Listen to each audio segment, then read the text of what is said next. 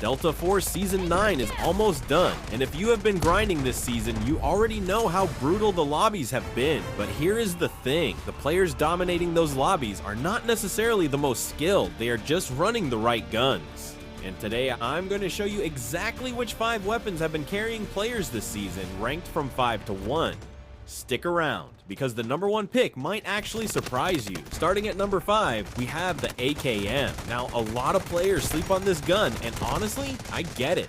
The recoil is aggressive, the fire rate is on the slower side at 600 rounds per minute, and it punishes you hard if your aim is even slightly off. But here is why it made the list. The AKM hits with 34 chest damage and a muzzle velocity between 550 and 576 meters per second. When you land your shots, enemies go down fast. This is a gun that rewards players who put in the time to learn it. The reason it sits at number 5 and not higher is purely because of that recoil and fire rate combination. If you want a Gunsmith build that tames both of those issues, the code is in the description. Go try it and see the difference for yourself. Moving to number 4, we have the MP7. Now, if you have been watching this channel for a while, you know I have always been an Uzi guy. I defended that gun for a long time, but after the recent update secretly nerfed the Uzi, I had to be honest with myself. The MP7 is just better right now. Its time to kill in close range is among the best in the entire game. The only thing holding it back is firing stability, which can make it feel a little inconsistent during longer engagements. But that is completely fixable with the right attachments. The Gunsmith code in the description will sort that out for you immediately. At number 3, we have the MCX-LT. This rifle was introduced in a previous season, but it has stayed relevant because of how differently it plays compared to other assault rifles.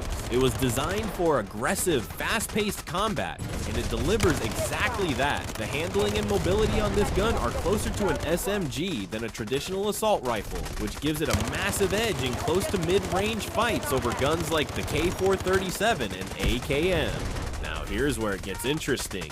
The MCX-LT has a muzzle velocity of 450 meters per second and a 2x headshot multiplier. If you are consistently hitting headshots, you can eliminate an enemy in just 70 milliseconds.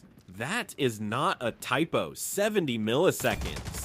To pull that off consistently, you need the most accurate and stable build possible, and that is exactly what I have linked in the description. At number 2, we have the AR-57, and this gun is the reason the MCX-LT is not sitting at the top spot. The easiest way I can describe the AR-57 is this.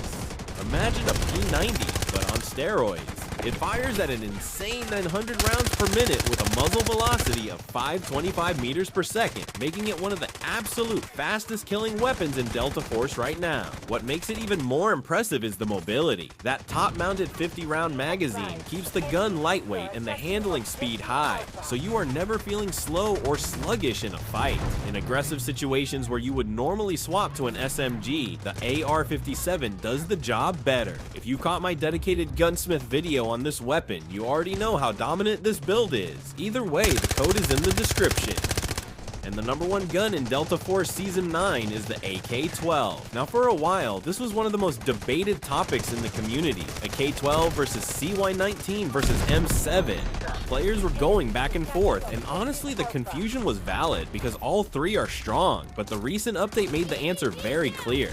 The AK-12 is on top. What separates it from everything else is its collateral damage. If 2 or more enemies are standing in a line, a single burst can take both of them out simultaneously. You will not find that kind of impact consistently on any other weapon right now. Yes, it can feel slightly slower than the CY-19, but the stability improvements from the recent patches have been massive. It tracks smoothly, it stays on target, and it is forgiving enough that even players who are still developing their aim can put up serious numbers with it. The build is in the description. Go load it up and see what this gun is actually capable of. That is the top 5 guns for Delta Force Season 9. Every single build I mentioned is in the description, so go grab them. Now I want to hear from you. What are your top 5 guns this season? Drop them in the comments below. And if you found this video helpful, a like takes 2 seconds and it means a lot. See you in the next one.